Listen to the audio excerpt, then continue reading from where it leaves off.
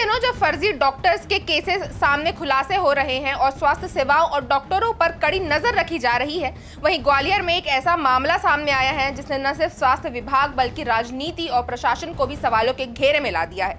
ग्वालियर नगर निगम में एक पशु चिकित्सक यानी वेटरनरी डॉक्टर को स्वास्थ्य अधिकारी बना दिया गया और यकीन मानिए ये नियुक्ति सिर्फ ग्वालियर ही नहीं बल्कि पूरे प्रदेश में चर्चा का विषय बन चुकी है।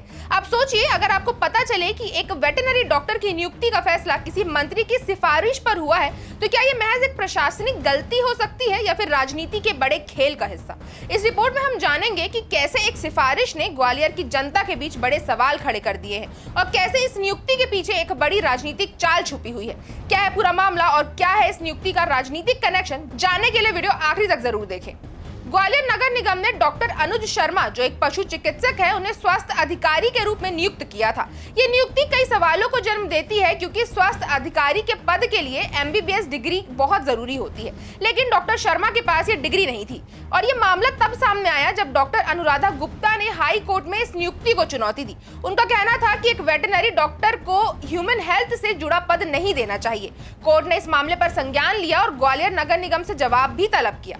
ये मामला अब और भी दिलचस्प हो गया है क्योंकि अब खुलासा हुआ कि डॉक्टर अनुज शर्मा की नियुक्ति पूर्व नगरीय प्रशासन मंत्री भूपेंद्र सिंह की सिफारिश पर हुई थी। भूपेंद्र सिंह, जो सागर जिले से भाजपा के कद्दावर नेता हैं, उन्होंने नवंबर 2022 में डॉक्टर शर्मा की नियुक्ति के लिए सिफारिश की थी। भूपेंद्र सिंह का नाम पहले भी कई विवादों में रहा है और अब एक बार फिर उनकी सिफारिश ने स्वास्थ्य सेवाओं और राजनीतिक दबाव के बीच के रिश्ते को उजागर किया है। यही नहीं, जब इस मामले को लेकर अदालत में सवाल उठे तो प्रशासन ने सीलबंद लिफाफे में मंत्री की सिफारिश की नोटशीट पेश की जो पहले छुपाई गई थी।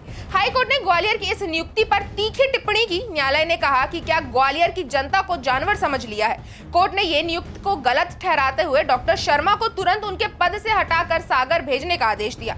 कोर्ट ने यह भी पूछा कि अगर डॉक्टर शर्मा को सागर में काम करना था तो उन्हें ग्वालियर में क्यों नियुक्त किया गया था।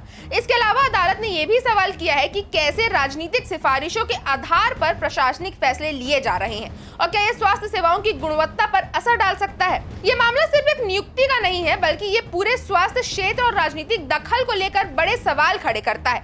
जब राजनीतिक सिफारिशों के कारण प्रशासनिक फैसले लिए जाते हैं तो क्या ये सही होता है? क्या यह निर्णय ग्वालियर की जनता के हित में था या फिर ये सिर्फ एक राजनीतिक फायदा था? स्वास्थ्य अधिकारी के पद के लिए योग्यता को नजरअंदाज करना और एक ऐसे इंसान को यह पद देना जो इस पद के लिए योग्य ही नहीं था, इससे साफ जाहिर होता है कि राजनीतिक दबाव ने इस नियुक्ति को प्रभावित तो किया है। अब इस मामले की अगली सुनवाई 16 अप्रैल को होने वाली है और हाई कोर्ट ने इस मामले में और भी महत्वपूर्ण तथ्य सामने आ सकते हैं। क्या भूपेंद्र सिंह को ग्वालियर नगर निगम के खिलाफ अदालत कोई सख्त कदम उठाएगी या फिर ये मामला ऐसे ही दबा दिया जाएगा? ये मामला हेल्थ सर्विसेज के नियमों की गंभीर अवहेलना और राजनीतिक सिफारिशों के बीच के रिश्ते को लेकर बड़ा सवाल खड़ा करता है। अब यहाँ देखना यह है कि अदालत इस मामले में क्या फैसला करती है और क्या इस घटना से स्वास्थ्य सेवाओं की सच्चाई को सामने लाया जाएगा या एक और राजनीतिक खेल बनकर ये रह जाएगा। आपकी इस खबर पर क्या राय है, हमें कमेंट करके जरूर बताएं। अगर आपको वीडियो अच्छी लगी हो तो इसे लाइक करें और चैनल को सब्सक्राइब करना ना भूलें।